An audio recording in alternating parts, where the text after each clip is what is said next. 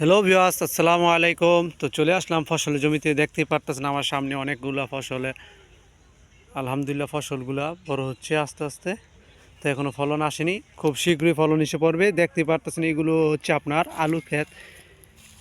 তো আলু গাছ লাগানো হলো, দেখতে পারতেছেন আলহামদুলিল্লাহ গাছটি মোটামুটি বড় হয়ে গেছে। কিছুদিন পরেই আলু ধরবে এবং ফসলের জমিটা আসলে ছোট হলে কী হবে, এখানে আপনার আলু আছে, টমেটো আছে, আর হচ্ছে যে বেগুন আর ধনিয়া পাতা আছে।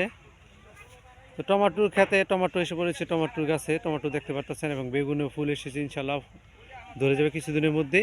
এবং এই পাশে আছে আপনার আলু, আলু ক্ষেতের আলু ফুল কদিন পরে এসে পড়বে। এবং মাঝখানটা আপনার ভুট্টা শাক, এবং এটা হচ্ছে লাল শাক, পরে হচ্ছে পালং শাক। তো এই পাশে খেতে আপনার নিরানো হয়েছে, তো কিছুদিন পরে এখানে বীজ রোপণ করা হয়েছে, ফসল ফলবে, দেখা যাক কি হয়। মাঝখানে আপনারা দেখতে পাচ্ছেন যে আপনার ভুট্টা শাক। আসলে গ্রাম বাংলা আসলে অনেক ভালো লাগে দেখতে, যা দেখলে মনটা জুড়ে যায়। এবং ফসলের জমিতে নামলে তো আরও ভালো লাগে, কারণ ফসলের ক্ষেত দেখলে মনটা জুড়ে যায় যে এখনও এই সময় আমাদের এলাকাতে এখনও ফসল ফলায়। আলহামদুলিল্লাহ কত সুন্দর সুন্দর এ দেখতে পাচ্ছেন। এটা হচ্ছে আপনার পালং শাক, এটা হচ্ছে আপনার এদের আলুর ক্ষেতে মাঝখান দিয়ে হচ্ছে আপনার ভুট্টা শাক। ভুট্টা শাকের কালারগুলো কত সুন্দর, আসলে দেখার মতো। এই ভুট্টা শাক এখন আর আমাদের এলাকাতে খুব কমই দেখা যায়। আমি অনেকদিন পর দেখলাম, কত সুন্দরভাবে বেড়ে উঠেছে ভুট্টা শাকগুলা, দেখতে পারতেছেন। ক্ষেতের মাঝখানে কত সুন্দর লাগতেছে, ঠিক না? তো আপনারও বাড়ি আঙিনা আশেপাশে লাগাবেন, ভুট্টা শাক লাগাবেন, যা যে যেমন পারেন তেমনই লাগাবেন, কারণ আসলে ফসল করা অনেক ভালো। ফসল ফল এগুলা।